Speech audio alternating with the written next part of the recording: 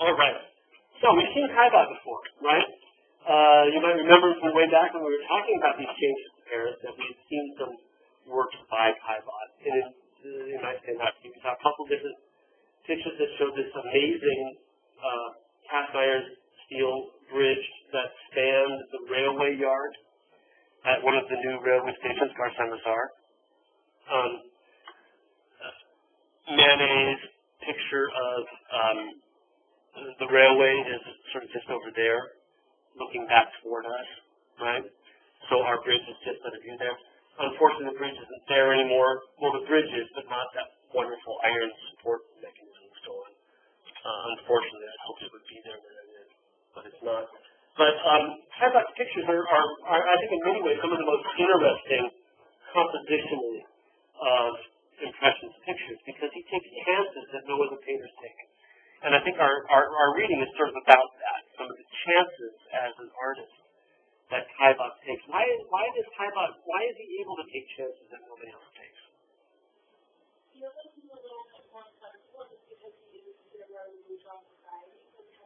He's part of the what society? Bourgeois society. He's better than bourgeois, right? Bourgeois is middle class. Yeah, bourgeois is not. He's up there. Bourgeois is lower than aristocracy. Yeah. Comes from a ton of money. He never had to sell a picture in his life, right? If he didn't sell a picture, it didn't matter, right? So he's not relying on, and this gives him an amazing opportunity, right? He can do whatever he wants. He can pioneer abstraction, and in some ways he kind of does. These pictures are really wild, I think.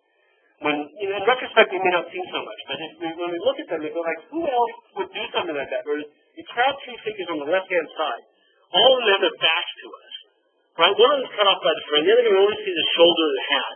And they're all looking at something that we don't get to see. Now, some of that stuff appears, like that Manet picture that was on the exam, right? Okay, the little girl's looking at that train, we don't get to see it. So the ideas are there, but he takes them and pushes them a step further. The picture on the left, the front, where we're looking down at Avenue, there's an amazing raking diagonals that he throws in there, right? Where if you look at the diagonal of the street, the way that it actually picks up the rest of the composition, it shaves off a triangular corner of that composition. It's really fantastic, right? As compositions, because they're so daring and so bold. And that dog, whose dog is it? It's coming in. He loves that idea of putting something on a lower frame that sort of communicates between the painted world and his world, and sort of, transitions that boundary between the two.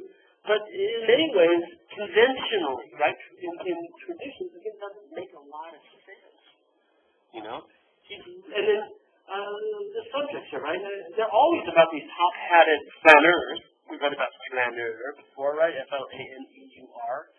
These bourgeois and upper bourgeois people who wander the city for its spectacle. Right? They're always the subject matter of pictures. And so this fellow here, we've talked about the sort of possible dynamics of this guy who's, men today tend to look at women when they walk past them the other direction, right? But with petticoats and whatnot, they turn and look at them as they pass them. Look at her face, right? Get a look at the front rather than at the back. And so that's exactly what that guy is doing. If you look at where they are in space, they are not a couple. Right? He's playing with those social dynamics. And again, this idea of the melting pot, the fellow over her left shoulder is a workman, right? Look at that denim jacket he's wearing. Right? That greenish denim jacket. This fellow here. Right? And his work pants. Right? It just really is, they're fantastic compositions. And of course, you know him from the rainy day picture in Chicago, Ferris Bueller's Day Off. Right? We saw Ferris Bueller standing in front of this. But again, it's an utterly bold composition. And again, he doesn't have to sell pictures, right? So he's part of the Impressionist group. He joins them in the second Impressionist show. He's not in the first one, although he's met them already by the time of the first one. He kind of comes into the orbit of the group around 1874. And at that point in his life, he's got a law degree because he's come from all this money, right? His family were textile merchants. And so the oldest, and he's the oldest son. So he's the scion of the family, right? He's the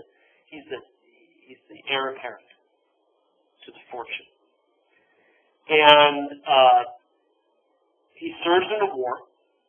He serves in the Franco-Prussian War. And afterwards, he decides he wants to paint. Right? And again, the family is just sitting on mountains of money. So he doesn't have to work for a living. And they let him paint. The top portrait on the right, I just watched Spectre again.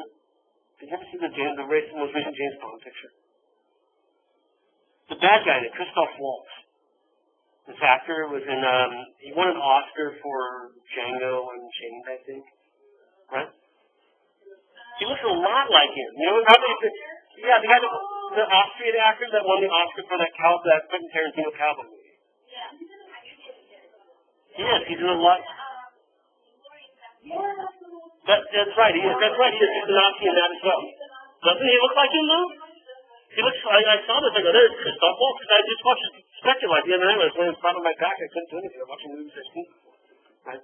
Even down to the shaved hair. Right? Well, here he is. And he died at 45 of pulmonary problems. He had heart-lung issue. Right? And his younger brother had died young, and he actually drew up a will when he was 21 years old because he was afraid he was going to die young, and it turned out it happened. Right? He's in the war. He takes up painting. He has this law degree. In 1874, the year he meets the Impressionists is the year his father died.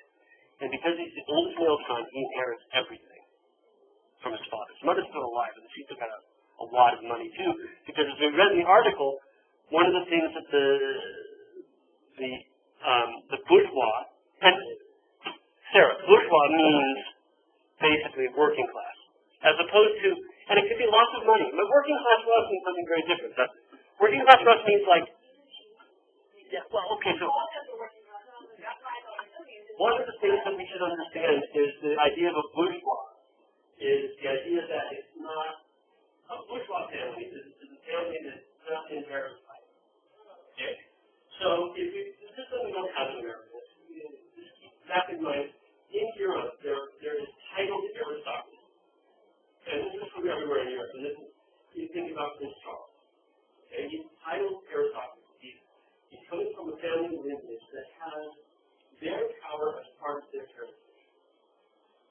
In the beginning of the Renaissance, and really strongly related, that kind of power still exists, but it is met by power, well, by people who made it themselves. That's the critical thing. So it doesn't matter how rich you are. If you make your own fortune, right? So Caillebotte, had he lived on, might be considered, because he's not titled, right? It's not based on land ownership. It goes back to feudalism. Right? It goes back to the idea that the people who owned the land would pass that land to their parents, the people who then by intermarrying. So Toulouse-Lautrec, right? We'll look at this. Toulouse-Lautrec came from landed aristocracy. One family came from Toulouse. The other family came from the city. Right? 12th century people. The other family came from Lautrec, and they had to intermarry to keep the family's dynasty. And the people, the bourgeois, they got this idea. They know that money, no one going off to do that. Right? So you figure out a way to consolidate the wealth, right? So, Caillebotte's from a bourgeois family. Right? It's not, but when we talk working class, right? We talk West Virginia. You know, that's essentially the idea of the coal mine. Steel work, right? That's when we talk about where that world is. Not me. Not you, because you're going to college. So we can be considered a responsible middle class. And that's what you see in terms like there's the haute bourgeois and the petit bourgeois. Because the middle class is this sort of swath, right? So you could be, this is Caillebotte here. And a petit bourgeois would be the gardener's working for them. Which I think we read about it. They had this family garden. people that Cicero loved might be considered, because that's hard to say. And now the countryside, right? Bourgeois, right? It's city, so it's perfect. It's city. So a bourgeois is usually an urban resident rather than rural. Okay.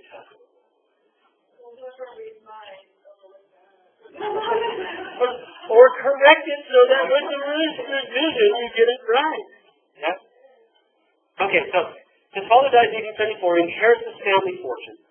His mother died 4 years later, 78.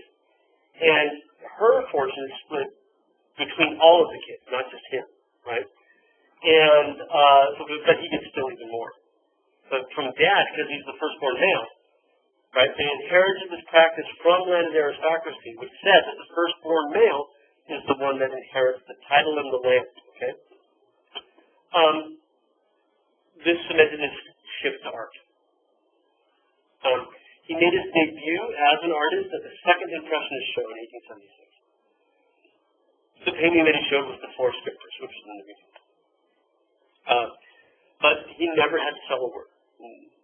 A lot of us think that's part of the reason he gets away with things in his pictures, that nobody's there surprising. Just simply surprising compositions. It's also worth noting that Caillebotte was a major collector. Because he had money, he could support the other Impressionists that he's hanging out with. So when they can't sell works, he'll buy them. Right? When he died, his will stipulated that his art collection would go to the French government, go to the state. So now, if you go to the Orsay Museum, a lot of the stuff that's there came from Caillebotte's collection.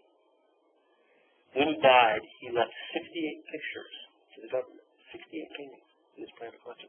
He had 19 Pissaros, 14 Monets, 10 Renoirs, 9 Sicilies. It's an amazing collection, right? So he's a really interesting figure within the Impressionists, and one that's often overlooked because also he questions why do we call Impressionism Impressionism, because it doesn't quite fit. You know, the brushwork is not like Sicily, it's not like Monet, right? It's different in a lot of different ways. Okay. Because he's wealthy, they've got property everywhere. They've got a massive house in Paris, up on the 6th floor, overlooking the Boulevard Haussmann, one named after Haussmann, right? Right on the Grand Boulevard area. He buys a house, or the family bought a house, outside of Paris in a town called Yars, Y-E-R-R-E-S. Which is one of these cute little like plots, but they had an estate. I'll show you paintings of it. It's phenomenally huge, right? I mean, it's a manor, right? In 1881, he took some of his money. He bought a big property in Argentine. Renoir hung out with him, right? He brought him over to his house to paint. And then, like I said, he finally died working in his garden, which is it's like The Godfather. He had a heart attack playing in the garden, you know, when he was only 45 years old. Okay. So that's some background on Caillebotte. This picture, the one that's the heart of the essay, is up in Boston, and it's huge. He's about twice my size. I mean, it's like you walk around the corner and there he is, and your eye is at about buttocks level, right? When he's hanging it. If you put it up against the wall, right, you were to sit him on that little counter there, it would probably hit the ceiling, right? It's a really big picture. And I'd never seen it before I'd gone to Boston, right? I'd not done a lot of 19th century stuff. Holy moly, what's that, right? And I felt kind of guilty taking close-up pictures, but I've got some to show you. So, what's the question at hand with this reading? So what is Garb trying to get into here? This is the picture that set her off. But what is the question? What's she asking about this picture?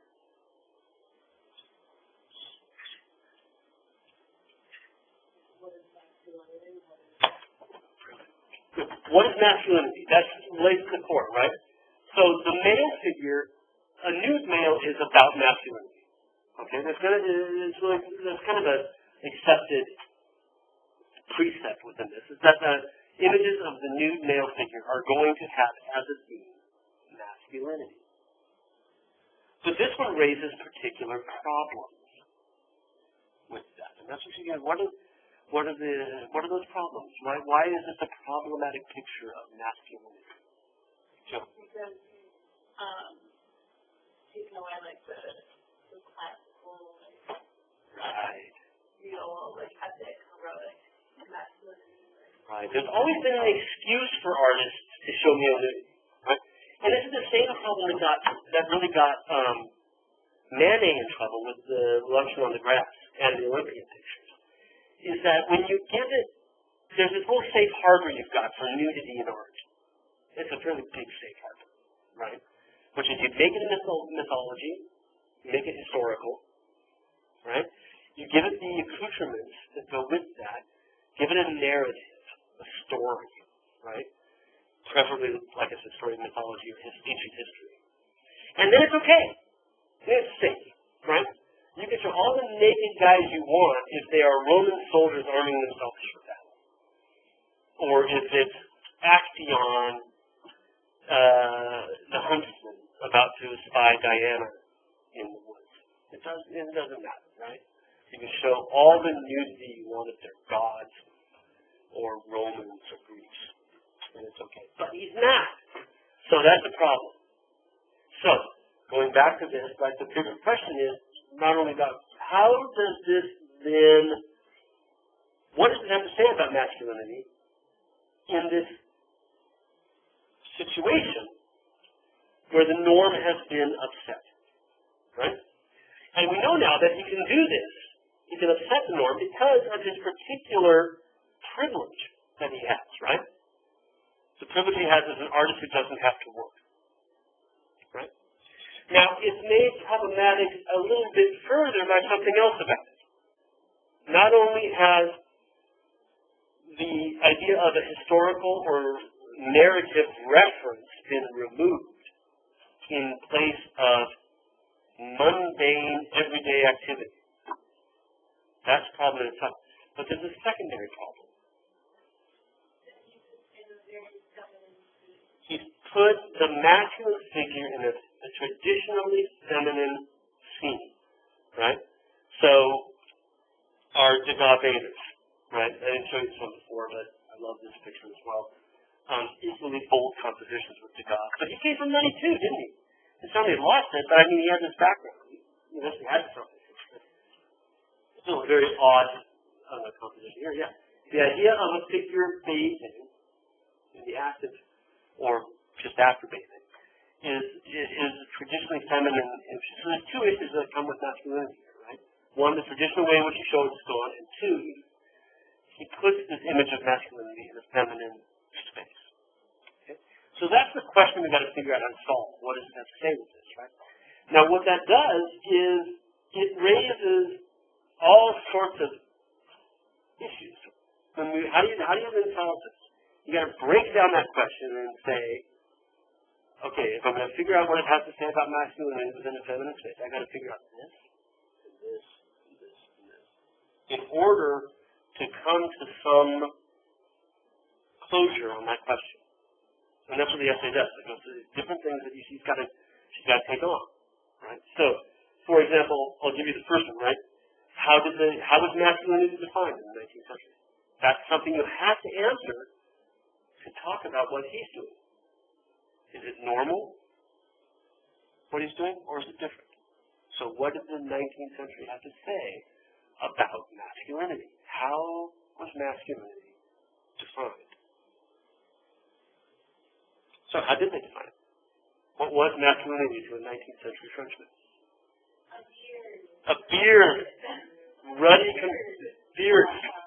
Sorry? Shiny shoes, top hat, beard. The cane, right? Notice that all of these things have nothing to do with who you are and everything to do with how you appear, right? It's materialistic and also it's symbolic. right? It's just simply symbolism in a way. And I think especially about how the war that they lost, it like made the French men appear as if they were like they're kind of overcompensating, right? They're like, okay, we lost the Franco-Prussian War. We have been humiliated on the international stage, right? And why were we humiliated? Because we're not as virile as we should be, right? We're not as standing up, right?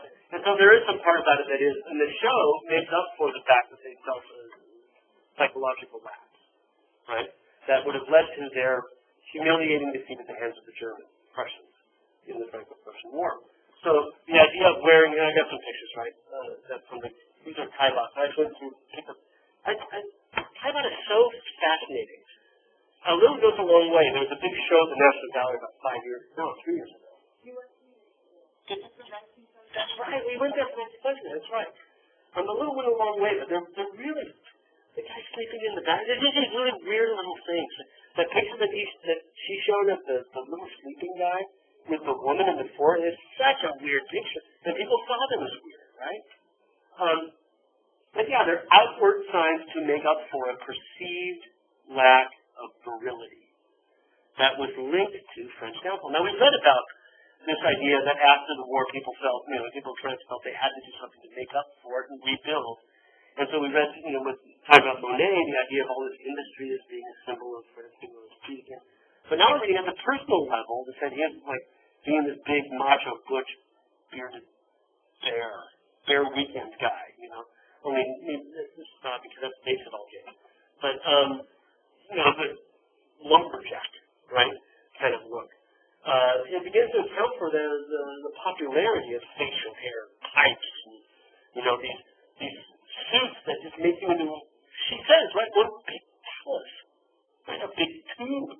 That, I don't know, you guys, fashion designers, get you thinking about, why does the men's suit never change? Because we're always just going to be dicks. Walking around the street in our two-piece suits, or three-piece suits, top hat on top. There's a certain thing that maybe she's onto something there, that is communicating a big cylinder of unity, whereas women's styles change all the time. I don't think this is the only answer, but I've always been fascinated by the men's suit hasn't drastically changed since the 19th century, even earlier, right? The lapels look the same. How many buttons? That's kind of the big question. How many buttons and do you wear that? Those are basically the two questions. Do your pants match your coat? How long is the coat? But it's not like radically rethinking the coat. It's not radically rethinking the whole idea of they haven't. They don't. And I think what Garb would argue is that's because it actually has a symbolic function. Whether you agree with it or not, I think it's an interesting thing to begin to think about, right? Because there's the cane, there's the pipe, there's the top hat. All of these things, these cylindrical objects that become symbols of masculinity, right? Symbols of virility. Okay. Now, if you're going to talk about a figure that's undressed, you've got to understand what dress meant, right? You see, in order there's the central question that she's raised about, how does this present, what are the problems of masculinity in this picture? Raises these other questions of, okay, nudity, how do I understand nudity? In order to understand nudity, you got to understand its opposite. I understand clothedness.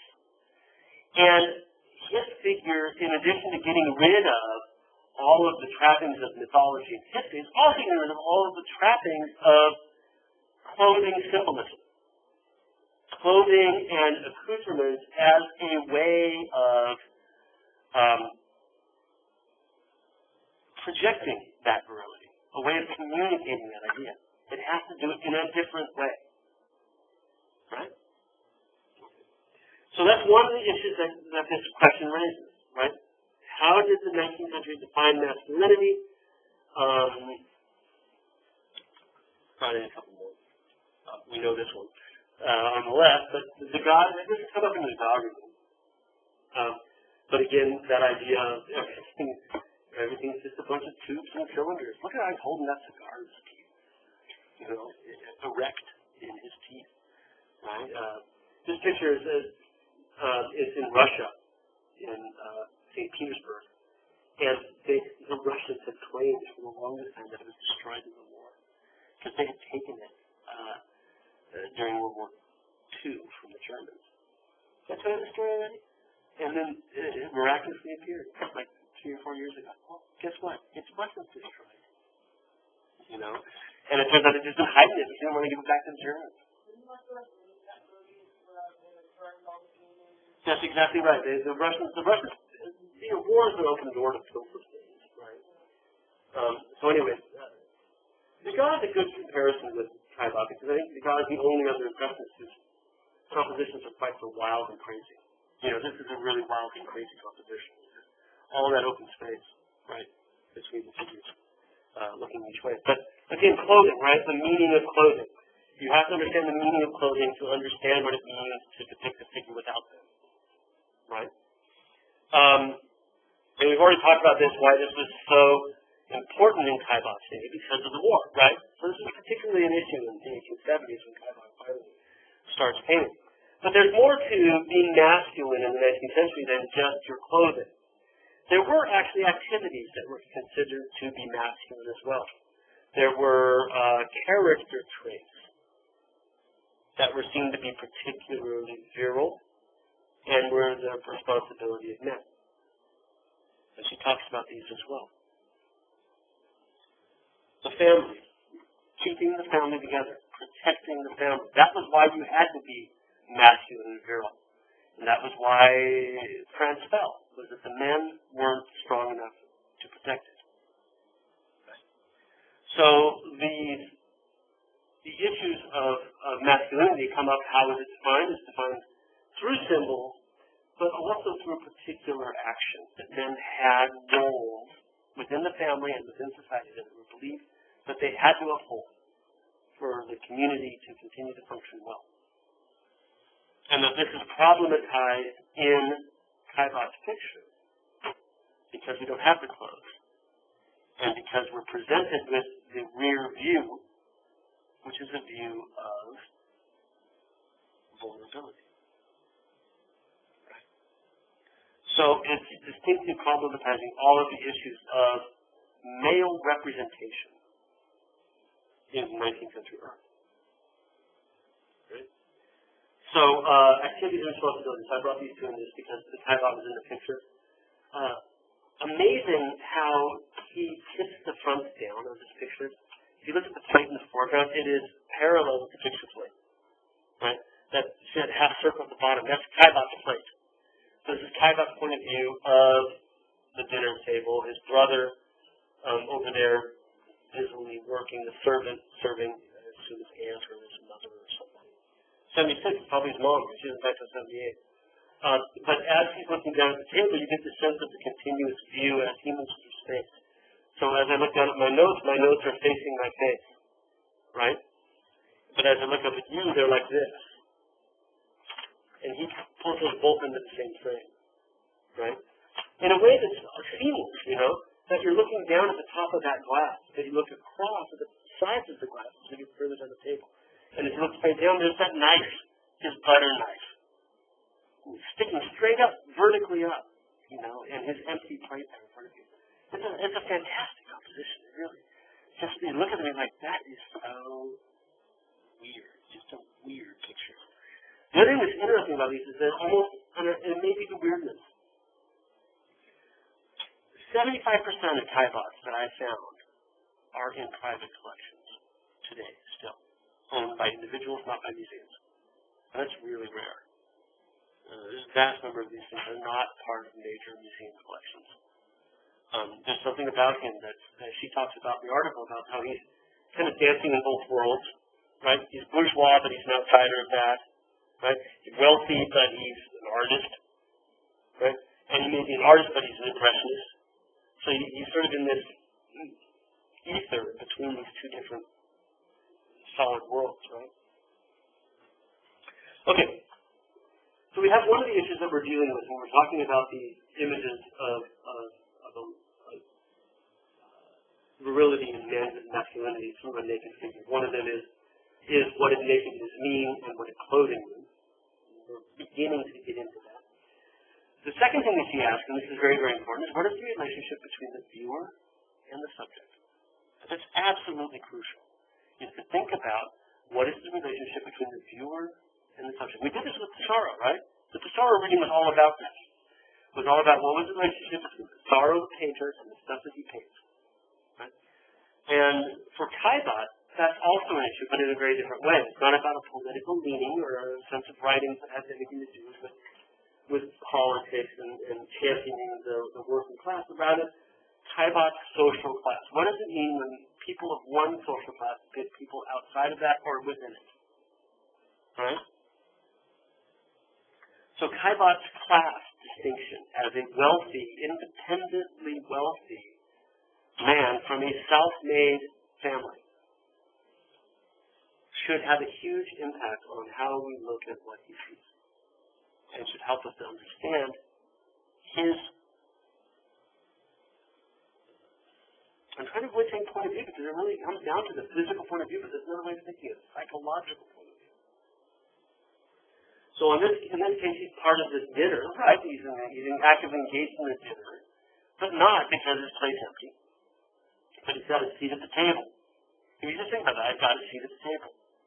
And he's a stakeholder. He's a member. He's not an outsider, right? I think these are bolts from the Caillebotte property in Paris. I know the one on the left is, and I'm pretty sure the one on the right is one of the others. Because it's big enough to floor through, right? So the windows are on different avenues, which would account for the different railings as well, right? But these images of men, like the Pope giving an address, standing on this balcony, and look at this, isn't that almost the same view as the naked guy on the left? Right? I own this place, right?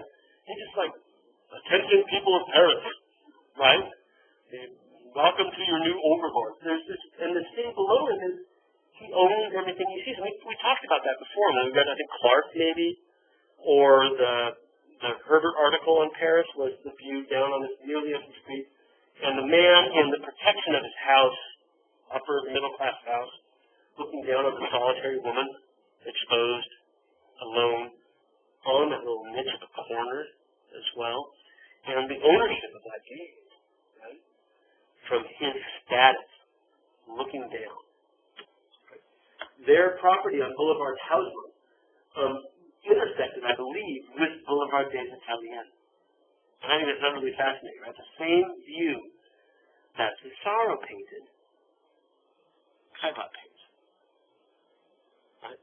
Pissarro removes the surrogate viewer in the picture. It's not about someone looking. You're that someone who looks. But for Caillebotte, the subject matter is the privileged viewpoint of a Caillebotte, a member of the Caillebotte family. Right? And I think the one on the left is his little brother, Marshall, who took photos. Right? We've seen it before, right? That's his little brother, Marshall. Martial. His photographs are fantastic. They're the basis of Caillebotte's pictures on them. We're around time. But again, these incredible aerial shots that are really very much about Caillebotte's point of view. Caillebotte's wealth reflected through looking down on the city below him. That's what his wealth was given him. These figures who are, lords of their domain, kings of the universe. Choose your metaphor here. Right? He's got there. Boulevard des Italiens from the Caillebotte property, right? And compared to Pissarro's. Notice that Caillebotte puts in that little symbol of property ownership, the edge of the balcony, right? Where he's standing is as important as what he's looking at, right? Arguably, but certainly with Pissarro, it's all about just the city. It makes me wonder, Caillebotte died in 94, so he's not at the Caillebotte property, right? But still, I wonder if he knew these pictures by Caillebotte of these boulevards. Yeah. Caillebotte's more? Pissarro's more. Yeah. This is I think this is kind of an unfair comparison because I think the one on the left is intentionally more sketchy, right, than some of his finished works. But certainly, Pissarro details what's going on in the city more, doesn't it? Did I say Pissarro? Did I say Pissarro? Pissarro details what's going on in the city more. You like Caillebotte?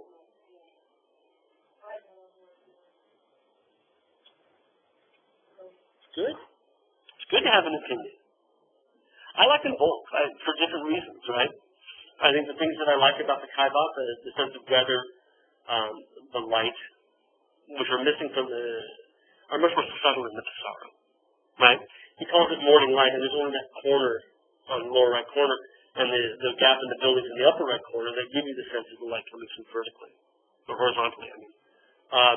That give you that sense of morning light. It's a grayer picture, right? And for the Caillebotte, it sort of feels like today, a breezy fall day, with the clouds moving and the air is crisp and clean and nice.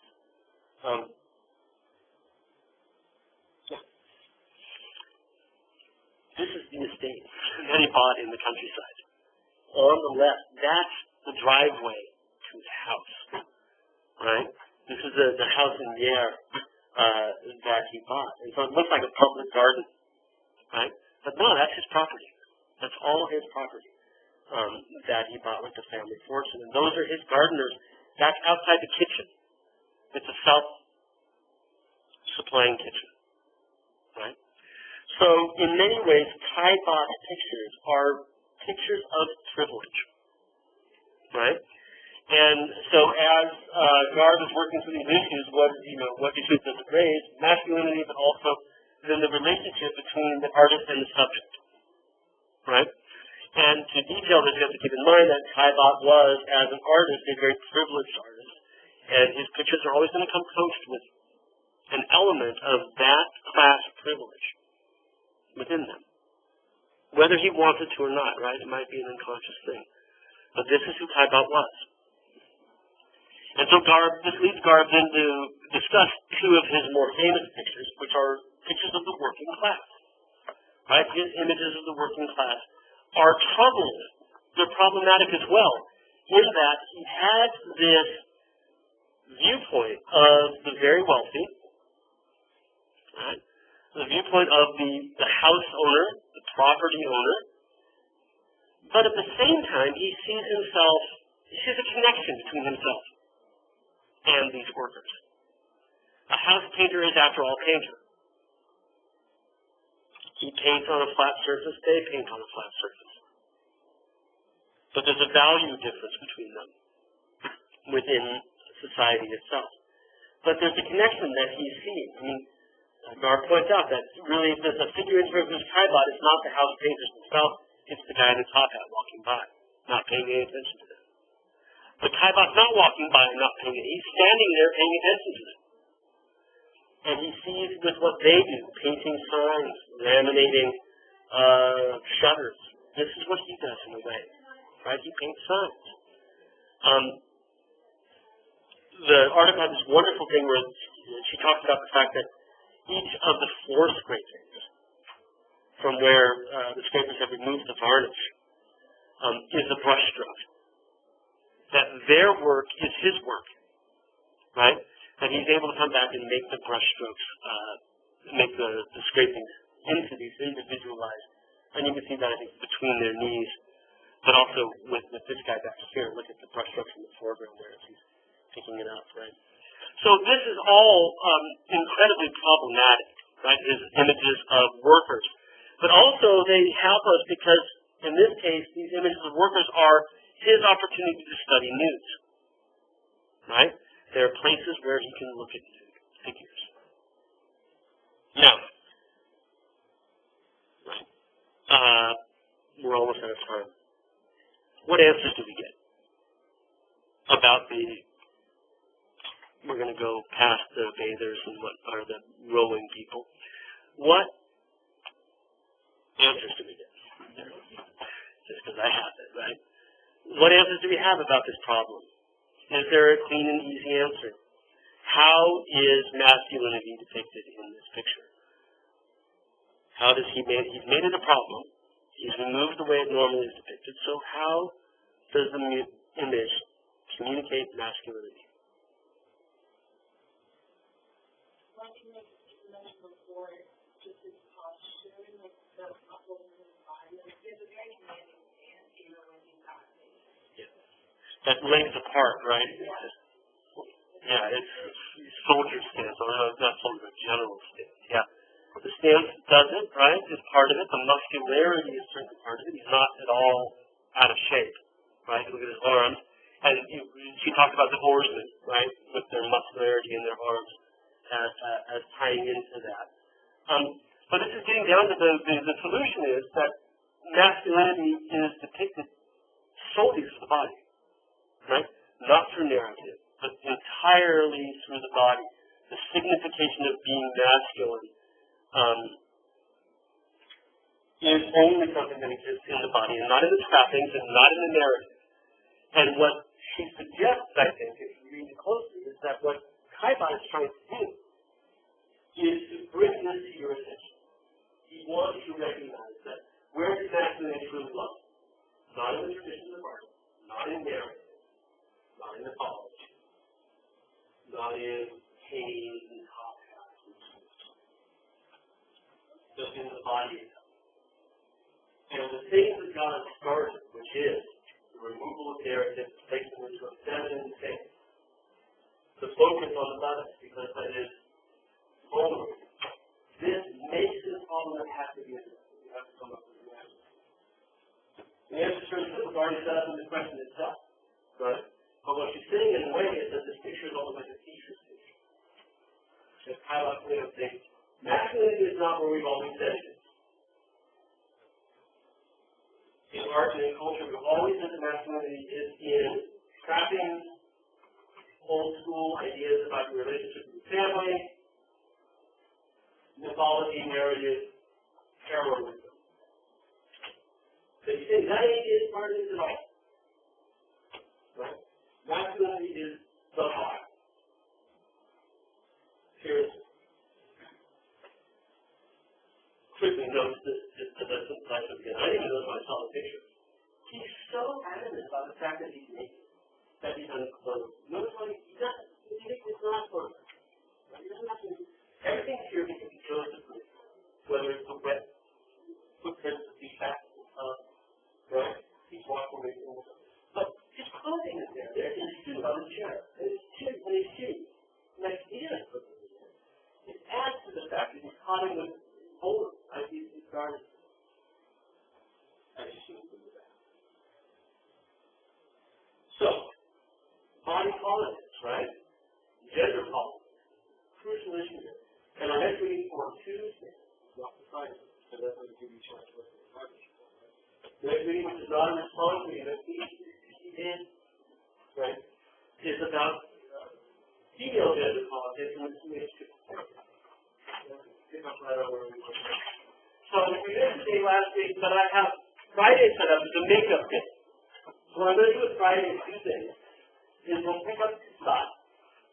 And you can talk about that, but we'll also talk about some Kaibas that are here in town. We have one here, one in Richmond. So we'll look at those and try to analyze those based on what we've learned about the male body based on this side. Let's see what we'll talk about that. All right? You got it on my notes, go. It's not on display right now. Yeah, I know.